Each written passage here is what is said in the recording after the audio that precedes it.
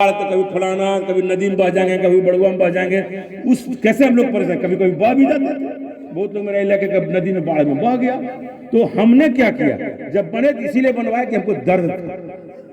संत रविदास जी जो समाज में जो दर्द लोगों को था उसको दूर करने के लिए उन्होंने अपना जीवन कुर्बान किया, सब कुछ अपना निछावर कर दिया, तब आज शिरोमणि संत। ऐसे नहीं है मान लीजिए हम घर परिवार भी देखें और सब चीज देखें, सोचेंगे हम संत महात्मा हो जाएंगे। हो संत महात्मा कभी कभी पैदा होता है।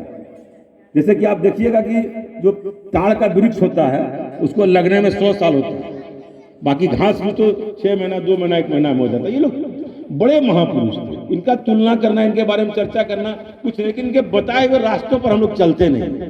आज हमने जयंती मना लिया, एक और पर्व हम जोड़ दिए, कभी रविदास की जयंती मनाएंगे, कभी बुद्ध की जयंती मनाएंगे, कभी अंबेडकर की जयंती रोज मनाएंगे, लेकिन उसके बाद क्या करेंगे, इनके बताए हुए रास्ते पर नहीं चलेंगे। जितना हमारा लोग है सब दुर्गा पूजा देखने चला गए, एक और जुड़ गया। जब तक आप ये मन में नहीं लाइएगा कि हम दुर्गा पूजा देखने नहीं जाएंगे, तभी इनके प्रति कोई सच्ची श्रद्धांजलि होगी, तभी जयंती मनाने का कोई मतलब है। बाकी आप जयंती भी मनाए, अब जैसे कहिएगा शिकारी आएगा दाना जाके फंस जाइए। ये धर्म जो है ना, ये भ्रम का जाल है। ये धर्म जो ये भ्रम का जाल है। सारे जातियों ने अपने, जब पृथ्वी का निर्माण हुआ उसमें कोई जाति नहीं थी, बिना जात के हम लोग सब लोग थे। और जब आज लोग यहाँ आए, उनको लगा कि भाई यदि हम जाति नहीं बनाएंगे तो मेरा जो बेटा आज पूजा कर रहा है कल तो, क्योंकि जाति सिस्टम था नहीं, काम के आधार पर जात बढ़ता था। दूसरे देशों में आज भी काम के आधार पर जात बढ़ता है, तो ये समस्या थी। तो देखा कि भाई तब तो हमारा बेटा भी कल जो मरा हुआ गाय उसको ढूंढना पड़ेगा। तो बोला कि ऐसा काम को जाते बना दो। क्या हुआ कि हम यदि पूजा, तो वो वर्चस्व में आ गया, उसका कुछ लोगों ने बात माना, उसने कहा जाति का निर्माण कर दो, हमारा बेटा ही पूजा कर। उसी वहीं से जाति शुरू किया। आर्यों ने यहाँ आके जो इतिहास लिखता है, जो इतिहास को हम लोग पढ़ते हैं, आर्यों ने यहाँ ही काम किया, जात बना दिया। अब आप कहिएगा कि सबसे बड़ा धर्म है गौ माता, हम लोग का वेद में लिखा है, हम नहीं कह रहे, वेद कहता है उस समय जो यज्ञ होता था उसमें 100 गायों को बलि दिया जाता था। वेद में लिखा है, इतिहास लिखता है। इतिहास यह लिखता है कि हमारे जब गेस्ट आते थे तो हम छोटे बछड़े को काट के उसको खिलाते। इतिहास लिखता है। कालांतर में क्या किया, उसको माता बना दिया। पशु पहले धन था, पशु अब माता हो गया। अब समझ लीजिए कैसे माता हो जाएगा भाई। लेकिन है ये ब्राह्मणवादी व्यवस्था, इसी को कहते हैं, इसी को कहते हैं ब्राह्मणवादी व्यवस्था। वो चाहेगा जो वही करा लेगा। अब आज जैसे कितनों हम प्रयास कर लेंगे, जो हमारी महिलाएं, जो हमारी माता बहनें हैं, वो मानसिक रूप से गुलाम है। कितनों उसको समझा के आइएगा कि कोई फायदा नहीं भगवान में, बेकार तुम परेशान हो, कुछ होता थोड़े है इसे। कहेगा हाँ ठीक है कहला। उसके बाद उधर से कोई पंडित जी आएगा, बोलेगा भोरे 6 बजे तक नहा के नहीं खा लोगे, तुम्हारा पति बेटा दोनों मर जाएगा। उस सब काम छोड़ के वही करने लगेगा। अरे मृत्यु किसी के हाथ में नहीं है। मृत्यु तो जो कहता है कि आप आयु का जहां तक मामला है 107 साल संत रविदास क्यों जिए, उसमें कोई भगवान था नहीं, इसलिए जिए कि वातावरण बढ़िया था। आज आज आज आज क्या कहते हैं, रसिया का आदमी 100-125 साल जीता, क्योंकि वहाँ वातावरण अच्छा है। हमारा वातावरण अनुकूल नहीं है, प्रदूषण बहुत, हम कहाँ से जिएंगे। 70 साल होते तो लोग सब बूढ़ा हो जाएगा, 80 साल में चले जाएंगे। अमेरिका का लोग, फ्रांस का लोग, रसिया का लोग 100 से ऊपर सब, जैसे रविदास जी। इसलिए कोई मृत्यु का भी कोई डेट नहीं, खाने पीने रहने सहन कर सब उसी पर होता है। इसलिए आप लोग एक ही इस जयंती को मनाने का मतलब कोई बात नहीं। हेलो इस जयंती के मनाने का एक ही मकसद है कि आप खर्चा कम करें। क्या वो पूजा का खर्चा हो, रात का खर्चा हो, शादी का खर्चा, उस फिजूल खर्ची बचाइए और पढ़ाई में लगाइए, तभी रविदास जयंती मनाने का मतलब है। एक ही काम, कोई दूसरा उद्देश्य नहीं। हम ये नहीं करें पूजा छोड़ दीजिए, हम ये नहीं करें कि मंदिर नहीं जाइए, हम ये भी नहीं करें कि उखाड़ के फेंक दीजिए। हम कहते हैं सब काम करिए, खर्चा कम करिए। पूजा 1 लाख में भी हो सकता है, पूजा 1000 में भी हो सकता है, पूजा 100 में। पान नहीं तो पान का डंटी लेके खड़ा हो, कोई मना थोड़ा कर देगा। इसलिए फिजूल खर्ची को रोकिए और उस पैसे को बचा के बच्चों को पढ़ाने में लगाए।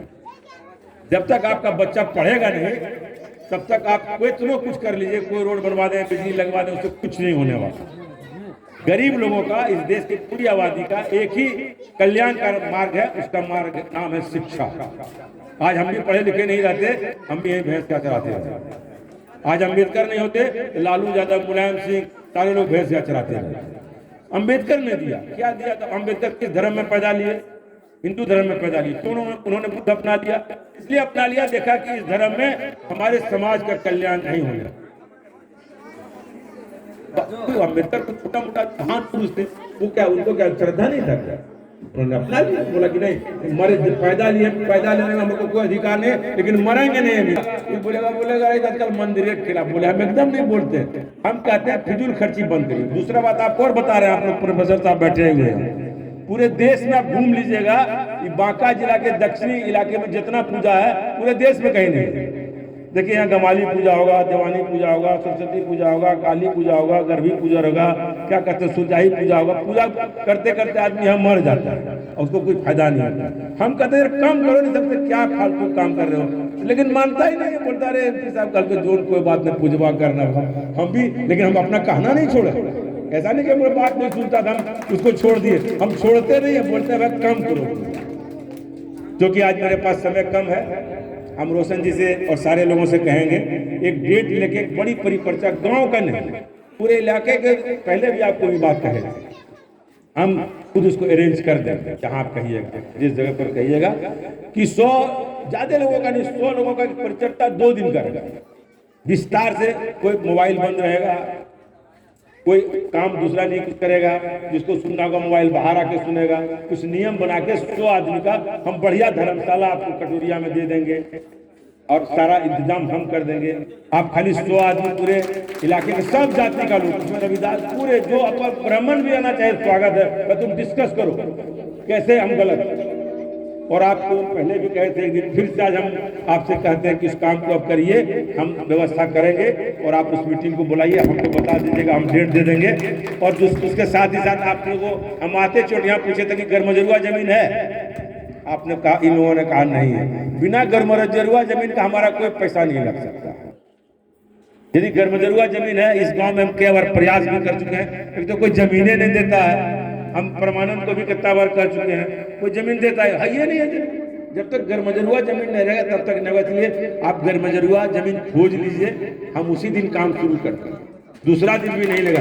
गर्मजरुआ जमीन नहीं रहेगा तो हम लिख भी देंगे तो कभी नहीं होगा। नियम नहीं है, बहुत पेचीदा नियम है। और चूंकि आप मूर्ति का अनावरण कर रहे हैं, हमारे विशुनदेव भाई ने सहयोग का अपील किया था, हम अपने ओर से 5000 रुपया इसमें अपने कमेटी को चंदा देते हैं। बाकी और जो आगे कहेगा उसके लिए हम क्या।